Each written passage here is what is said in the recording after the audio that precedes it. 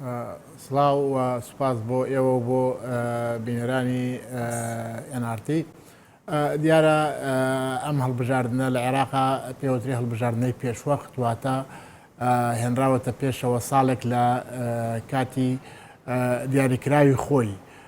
بۆ ئەم هەڵبژاردنە لە ئەنجامی خۆپیشاندانەکانی تشرینە بوو بە بڕیار کە هەڵبژاردننی پێشوەختە بکرێ و حکوومەت گۆڕا و یەکێ لە وعدەکانی کازمی کە حکوومەتی وەرگردەوە بوو کە هەڵبژاردننی پێشوەختە بکە و تا ئێستا پابند بووە بەو بەڵێنەی کە مەوعدی انتخاباتی دانا و هەموو ڕێکارەکان گیرانەتە بەر و ئامادەکاری کراوە و ئێستا حالیان لەناو هەڵمەتی هەڵبژاردن داین. یەکێک لەو گرفتانەی کە دروست بوو سەدرەکان کە ڕایانگەیاند کە بەشداری هەڵبژاردنەکە ناکەن لە ڕاستیدا سەدرەکان ڕاپرسیان کردووە و دۆخی خۆیان ئەزانن وەکو پێویست لە ناو شەقامە لە بەرژەوەندیان نییە بۆیە ئەو هەڵوێستەیان وەرگرتووە و ئەو هێزانەی کە ئەزانن هەڵبژاردن وەکو پێویست لە بەرژەوەندی هێزەکانیانان نیە جۆرێک لە دوودڵن لە ئەنجامدانی هەڵبژاردنەکان دیارە ناو هێزە شیعەکان و ناو هێزە سونیەکان و لە ناو هێزە کوردەکانشە لایەن و پێکهاتە هەیە کە حەز بە و هەڵبژاردنە نەکەن ئەم هەڵبژاردنە قانونێکی تازەی بۆ داڕێژراوە بەم قانونە تازایی لەم ئەم هەڵبژاردنەی پێکرێ وا داڕێژراوە نەخشەی سیاسی عێراق کە لە دوای 2005ەوە تا ئێستا بەردەوامە گۆڕانکاری بەسەر بێت یعنی ئەم هەڵبژاردنە تا ڕادەیەک هەڵبژاردنەکان لەسەر ئاستی تاکە بازنەکان عێراق کراوەتە نزیکەی 83 بازنەی هەڵبژاردن کە پێشتر نزیکەی 20 بازنەی هەڵبژاردن بووە ئەمە گۆڕانکاری زۆر دێنێتە کایەوە ئەوەی تا ئێستاکە وازەحە لە هەڵبژاردنەکان ئەو هێزانەی کە خۆیان تۆکمە ئامادە کردووە و سوورن لەسەرەوەی هەڵبژاردن بکرێت زیاتر لە ناو هێزە شیعەکان حزبی داوا بە سەرۆکایەتی نووری مالکی پتایسە پێداگیری لەسەرەوە کات کە هەڵبژاردن بکرێت لە ناو کوردشە پارتی دیموکراتی کوردستان هەڵبژاردنیان پێ باشە لەبەرەوە دۆخی عێراق و دۆخی ئەم هەڵبژاردنە تا ئێستا لە بەرژەوەندی ئەو دوو هێزەدایە. باشە کاکشوان وەک خۆشت ئاماژەت پێکرد کە هەڵبژاردننی پێشوەختە لە عێراقدا ئەنجام بدرێت داواکاری بەشێکی زۆری هاوڵاتیان بوو و ڕێی شەقام بوو کە هەرچەند بەشێکی زۆری هاوڵاتیان شیعە مەزهەبن بەڵام بۆچی لە ئێستادا هەڵبژاردن لایەنی شیعی کردووە بە دوو بەشەوە دوو ڕای جیاواز پێ دوایە هۆکار چییە لە ئێستادا؟ یەک هۆکارێکی ڕئیسی ئەوەیە سەدرەکان خۆیان ئامادە کردوبوو وایان دانابوو کە زۆرینەی کورسیەکانی شیعەوە بن و کوتلەی یەکەمی پەرلەمانە بن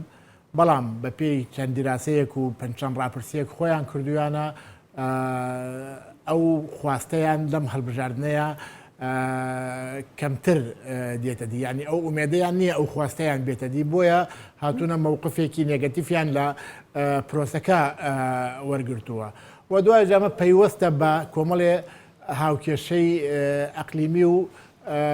دەولیشەوە دیارە ئەمریکیەکان لەگەڵەوەیان هەڵبژاردنەکە بکرێ ئێرانیەکان تا ڕادەیەک لەگەڵیان نین و کۆمەڵی هێز لە عێراقا کە پابندن بە ئێرانەوە ئەوانش دوو دڵنتیایە ئەمانە کۆمەڵێ گرفت دروستەکان ئەمڕۆ کۆبوونەوەی ئەمڕۆ بەیانی کۆبوونەوەی وڵاتانی دراوسەی عێراق هەیە مسلێزێکی گەورەی وەکو فەڕەنسا ڕئیسی وڵاتی فەڕەنسا تێ بەشدارە بێت لە فەڕەنسا دراوسەی عێراق نییە بەڵام بۆ بەشدارە بێت لەبەرەوە عێراق دۆزی عێراق پەیوەستە بە کۆمەڵێ یاری ئەقلیمی و نێودەوڵەتیەوە یعنی کۆمەڵێ دەستی زۆری تایە دەستی لەو پەڕی دنیا تا و پەڕی دنیا دەستی لە عێراقا هەیە و کارتی خۆیان هەیە و بەرژەوەندی خۆیان هەیە لە عێراقا کار بۆ پاراستنی بەرژەوەندەکانیانەکە. زۆر باشە کەواتە مادەم هاتیتە سەر باسی بەرژەوەندیەکان با باس لەوەش بکەین ئەوەی کە لە ئێستادا جەخت زۆر دەکاتەوە کە هەڵبژاردن لە کاتی خۆیدا بەڕێوە بچێت بە دەرەجەی یەک ئێران دواتر ئەمریکا و نەتەوەیە گرتوەکانیش پێ دوایە ئەمە هەرێکی بۆ بەرژەوەندی خۆیەتی کە هەوڵ دەدات هەڵبژاردن لە وادەی خۆیدا بەڕێ بچێ و بەرژەوەندیەکانیان چیە لە عێراقدا هەندێک لە هێزە عێراقیەکانش کە لە ڕاستیدا بانگەشەیە واکەن هەڵبژاردن لە کاتی خۆیان بکرێت بەڵام قەلەقن و دوودڵن و حەز بە دواخستنیەکەن ینی بە تایبەت لە ناو هێزە سونیەکان ئەتوانم بڵم تێکرای هێزە سونیەکان پێیان باش نییە هەڵبژاردن بکرێ بۆچی کاکشوان دەبەرژەوەندیان نییە خەریتەی سیاسی هێزەکانە گۆڕێ ئەو قواتانەی کە ئەو هێزانەی کە ئیساکە لە پەرلەمانە نوێنەرایەتیان هەیە مەسەل هەیە ئیساکە 20 کورسی هەیە لە ڕەنگە لەم هەڵبژاردنە 5 کورسی بەدەست بێنێ ینی ئەو هێزە بەڵام هیچ بۆ چوونێکی جیاوازیش هیچ مەترسیەکیان تا ئێستا بە فەرمی ژڕا نەگەیاندووە کاوان هەڵبژاردنەکە بنیان بەڵام حەز بە دواخستنیەکەن حەز بە دواخستنیەکەن بۆ نمونە ئێستا لە هەرێمی کوردستان ئەو دۆخەی تووشی یەکێتی نیشتیمانی کوردستان بۆ یەکێتی نیشتیمانی کوردستان ڕای نەگەیاندووە دژی هەڵبژاردنە یان تاخیر بەڵام حەز بە دواخستنیە کات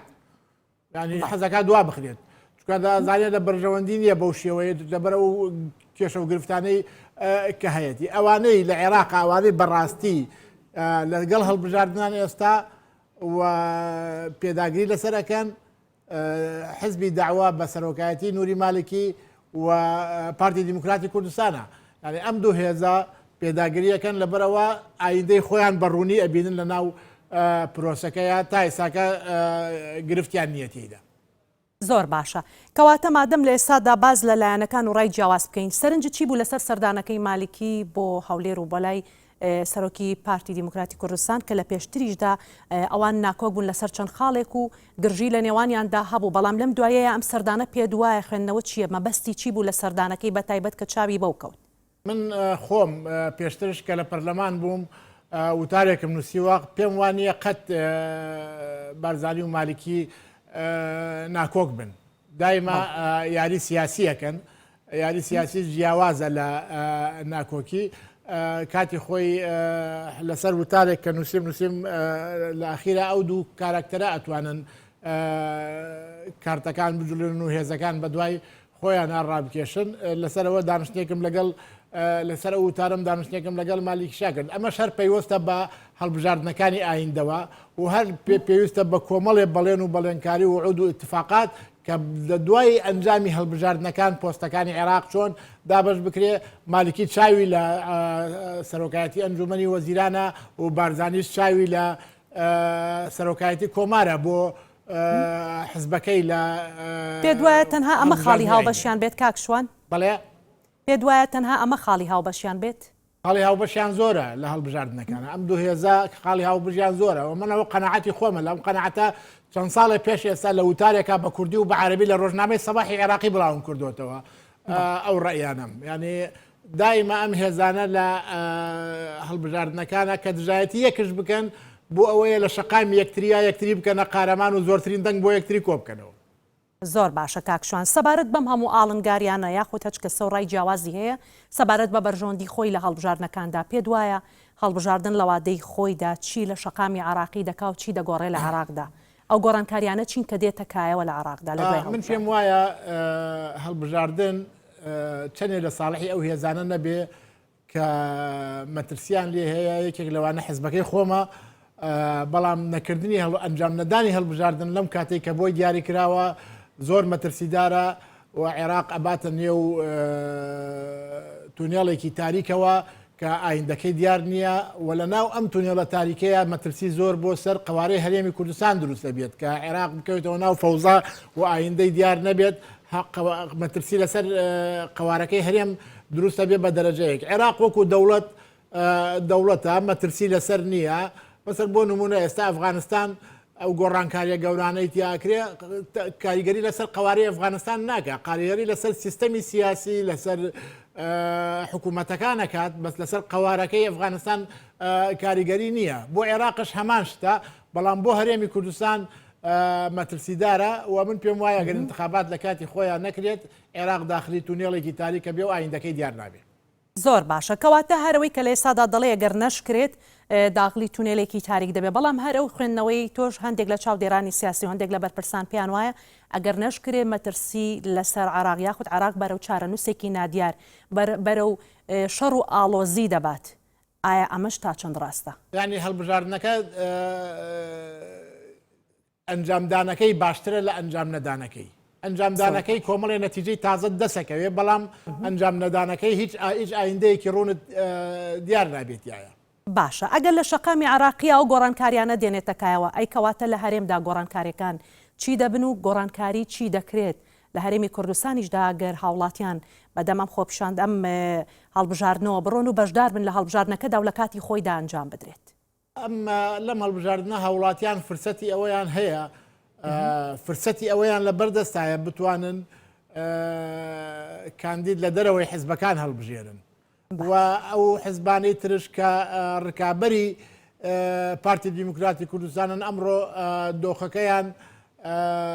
دڵخۆشکەر نییە و گەشتبین نین بۆ دۆخەکەیان لە هەڵبژاردنە خۆیان قەلق و مەترسیدارن بەبوونی ئەو کێشانەوە کە هەیە بۆ نمونە یەکێتی و گۆڕان لە کە دوو هێزی سەرەکی کەرێمی کوردستانن دووەم و سێمی هێزی دووەم و سێمی کوردستانن لە هاوپەیمانیەکدان بەڵام ئەم هاوپەیمانیە ئێستا تووشی جۆرێک لە کێشە و گرفت بۆتەوە تا ئێساکە نازانێت چۆن تەعامل لەگەڵ شەقامی خۆیان بکات ئەمە هەموو گەڕێتەوە بۆ بەرژەوەندی هێزی یەکەم لە هەرێمی کوردستانە کە پارتی دیموکراتی کوردستانە و هەموو ئەم هێزانە و هەموو ئەم گرفتانە و هەموو ئەم کێشانە کە ئەمڕۆ لە کوردستانە ڕوو هەیە و بەتایبەت لە زۆنی سەوزا هەمووی ئەڕواتە بەرژەوە قازانجەکەی هەمووی ئەڕواتە گیرفانی پارتی دیموکراتی کوردستانەوە لە بەرەوە گەر ببینی ئێستا بەتەنیا سیاسەتەکە و بەتەنیا کار بۆ هەڵبژاردنەکە و بەتەنیا ڕاتە اتفاقاتەوە و حەقی خۆیشێت وەکو حیزبێکی سیاسی ئەو مافەی هەیە ئەم گرفتانە هێزەکانی بەرامبەری ئەو گرفتەکە لەو نییە گرفتەکە لە هێزەکانی بەرامبەری ئەوە. زۆر باشە کاکشوان وەکو ئەم سیستمی هەڵبژاردنە ئەم جارە جیاواز بێ لە هەڵبژاردنەکانی تر فرەبازنەی و بەسەر چەند بازنەیەکدا دابش بووە سیستمەکەش جیاوازە هەم لە ڕووی دەنگدانیشە و کۆمیسیۆنی ژەم جارە ئامادەکارێکی تر و نێودەوڵەتی و نەتەوەی گرتوەکان و ئەمانش بە تەواوی لە ڕووی ئەندام و لایەنگرانیانەوە بە تەواوی بەشدارن پێت وایە مە تا چەند گۆڕانکاریەکی و تۆ دەکات جیاوازی دەبێت لەگەڵ هەڵبژاردنەکانی پێشووتردا. خۆی تەرکیبەی سیاسی عێراق بە پێی دەستور بە شێوەیەک داڕێژراوەتەوە شێوەیەکی ئەتوانم بڵێم تایفی و قەومی دابەشکاریەک هەیە لە پێکهاتەکەیە گۆڕانکاریەکە لە جۆری کورسی پێکهاتە سیاسیەکانە نەک پێکهاتە ئیتنی و نەتەوەیەکان یعنی بۆ نمونە خەڵکێک بۆی هەیە لە دەرەوەی حیزبەکان بڕۆنە ناو پەرلەمان احتمالە خەڵکێکی زۆر بن لە دوایە توانری ئەمانە کوتلەیەکیان لێ پێک بێن لە کوتلەیەکی گەورە بن مەسەر کورسی پارێزگاکان وەکو خۆیەتی کورسیەکانی هەولێر و سلێمانی و دهۆک کورد ئەیبەن کورسیەکانی کەرکووک و نیوەی کوردەی بامانە کاریگەریانە لەسەر عەدەد ناکەوێت ینی کاریگەریەکە لەسەر ژمانە نییە کاریگەری لەسەر جۆری کورسیەکانە ینی جۆری ئەو حزبەی کە کورسەکان ئەو تاکەی کە کورسیەکە ئەبا پێشتر ئەمە کوتلەیەکی 20 کەسی بوو 30 کەسی بوو 40 کەسی بوو هەمووی لە یەک حزب بوو یەک حملەی هەڵبژاردنیانە بوون ناو یەک لستا بوون ئێستا هەڵبژاردنەکان لەسەر ئاستی فەردیە بەڵام حزبێک پشتیوانی کاندیدێکەکات ئەمە ئومێد لەسەرەوە کرێت کە خەڵکێک سەرکەون لە دەرەوەی هێزە سیاسەکان بە تایبەت لە شەقامی شیعەیە زیاتر ئەو مەترسیان هەیە هێزە شیعەکان. باش کاکشوان سەبارەت بەوەی لەسەر هەڵبژاردن زۆر قسە و باسمان کرد دەمەوێت بێمە سەرە و لوتکەی کە سبینە لە عێراقدا بە تایبەت لە بەغدا لە بەغدا پایتەختی عێراقدا بەڕێوە دەچێت کە زۆربەی وڵاتانی دراوسێ بەشدار دەبن بەڵام وەک باسی شت کرد لە ئێسادا وڵاتی فەرەنسا کەمە هاوسێژنی و لە هەمان کاتیشدا بەشدار دەبن لە ئەم کۆنگرەیەدا تۆ سەرنجت چیە لەسەر ئەم کۆنگرەی کە لە ئێسادا عێراق خۆی بە دۆخێکی هەستیاردا تێدەپەڕێت ئامادەکاری دەکات بۆ هەڵبژاردن لە هەمان کاتدا زۆربەی لایەنە سیاسەکان ناکۆکن کۆمەڵێک قەیرانی تر هەیە ئایا لە ئێسادا ئەم کۆنگرەیە زەرورە لە عێراقدا بکرێت خوێندنەوە چیە لەسەر ئەو بابەتە؟ یعنی ئەو کۆنگرەیە دلیل لەسەر ئەوەیە عێراق لە ناو هاوکێشەیەکی ئەقلیمی و دەولیدایە و ئەو هێزانەی کە بەشدارە بن ئەو وڵاتانەی کە بەشدارن لەو کۆبوونەوەیە کاریگەریان هەیە لە چی لە ئێستای عێراق و چی لە ئایندەی عێراقا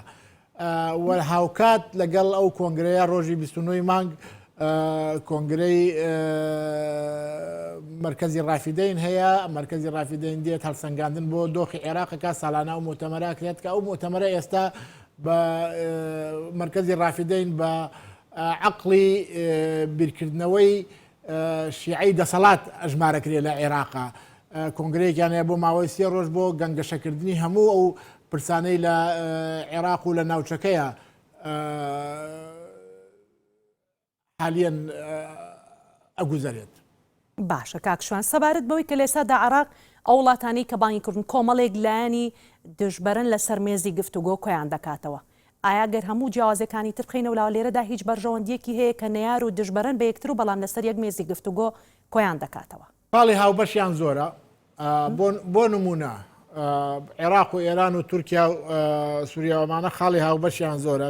پێشەوەی لە ئەو بۆمبارانەی پێنجۆن و شارباژێر بکرێ کازمی لەگەڵ هەرێک لە